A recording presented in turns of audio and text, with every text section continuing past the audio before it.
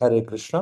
मैं आप सबको अनुगत्या के सिलेबस के अंतर्गत में, पाठ्यक्रम के अंतर्गत में कैसे हम इस सिलेबस को अच्छे से मदद ले सकते हैं, इसके बारे में इस वीडियो में कहना चाहता हूँ।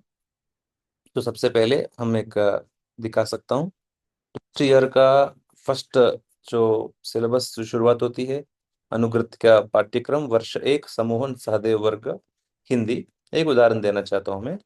तो इसमें जैसा बताया गया, हर एक साल के लिए 6 मॉड्यूल होंगे। यहाँ पे आप देख सकते हैं, मॉड्यूल 1 से लेकर 6 तक आपको इस फाइल में मिलेगा। तो हर एक मॉड्यूल के अंतर्गत में हमको 5 हफ्ते जो है क्लासेस आपको मिलेंगे। सप्ताह 1, 2, 3, 4, 5।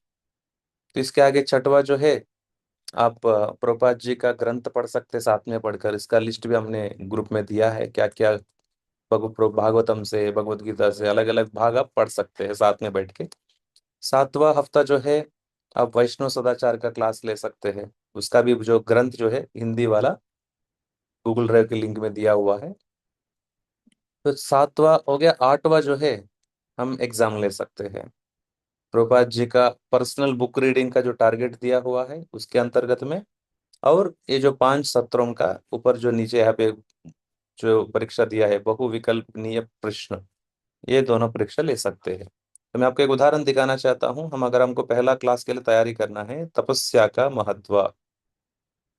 तो तपस्या का महत्व जो है, एक नोट्स आप देख सकते हैं। ये पहला सप्ताह का पहला मॉड्यूल का पहला टॉपिक है। क्लास शुरू करने से पहले हम जपा कोड से हम 5 मिनट चर्चा भी कर सकते हैं, जपा के महात्म्य। यहाँ पे बताया गया है, कृष्ण परम पुरुषोत्तम भगवान है। उनको पहचानने के लिए व्यक्ति को नाम का निरंतर जप करना चाहिए, दिन में 24 घंटा। तो इसके बारे में आप 5-10 मिनट कह सकते हैं। फिर अपना समझ जो टॉपिक जो है शीर्षक से शुरू कर सकते हैं। हमको तैयारी कैसे करना चाहिए? शीर्षक देखने से हमको आइडिया आना चाहिए कि हमको क्या सिखाना होगा। तपस्या का महत्व। तो कृष्ण भावनामृत में तपस्या के बारे में हमको बताना इस शीर्षक का लक्ष्य होगा। तो यहाँ पे आप देखेंगे, एक एक मुद्दा आपको मदद होगी। शास्त्र का लक्ष्य क्या है? वेदेश्च सर्वैर अहमेव वेद्य। इसका मतलब कृष्ण को जानना शास्त्र का सार है। लेकिन ये प्रक्रिया कहाँ से शुरू होगी? तपस्या, साधना से शुरू होगी। इसलिए हमारा भक्ति का शुरुआत होगी तपस्या से।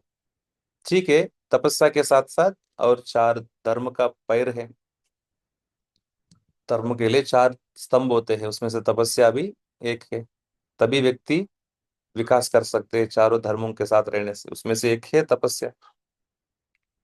इसके आगे तपस्या क्या होती है, आप यहाँ पे आपको सीखने के लिए मिलेगा।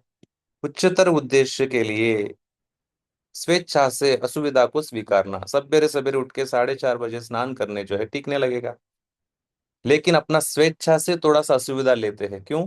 क्योंकि ये तपस्या है, इससे हमारा वृद्धि होगा। उच्चतर उद्देश्य, तो फिर तपस्या के बारे में ऐसे समझाना पड़ेगा। तपस्या 2 प्रकार की होती है, दो स्थूल और सूक्ष्म। और आज के समय में लोग क्या सोच रहे हैं? तपस्या के विरुद्ध सोचते हैं लोग। उपभोग और आनंद, लोगों का दिमाग ऐसा चल रहा है आजकल। इसकी ये तो गलत समझ है, इसको समझा सकते हैं। इंद्रिय सुख से शांति नहीं ला सकते, वो चीज लोगों को समझाना पड़ेगा।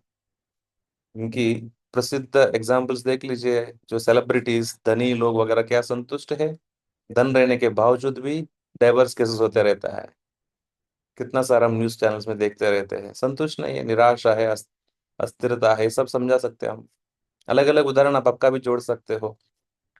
इसके अलावा ऐसा पूरा जो क्लास तैयारी करने के लिए आपको ये नोट्स मदद होगी। एक एक मुद्दा यहाँ पे जो दिया गया है, तपस्या को कौन कौन किए हैं, व्यवहार के उदाहरण प्रभुपाद जी ने किया, ध्रुव महाराज ने किया, अर्जुन ने किया। शारीरिक स्तर पे अगर नहीं करेंगे तो क्या होता है? मानसिक स्तर पे तपस्या नहीं करेंगे तो क्या होता है? ये सब नष्ट भी दिखाया गया, क्या नष्ट होगा अगर कोई पालन नहीं करते।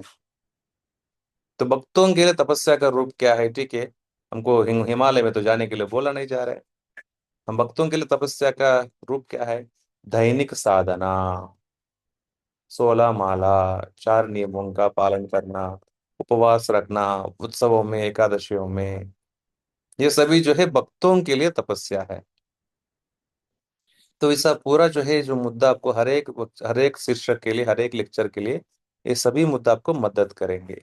तो ये इस प्रकार आपका हमारा आशा है कि सभी वक्तों के लिए ये जो सिलेबस बनाया गया सबको मदद करेगी। हरे कृष्णा, धन्यवाद।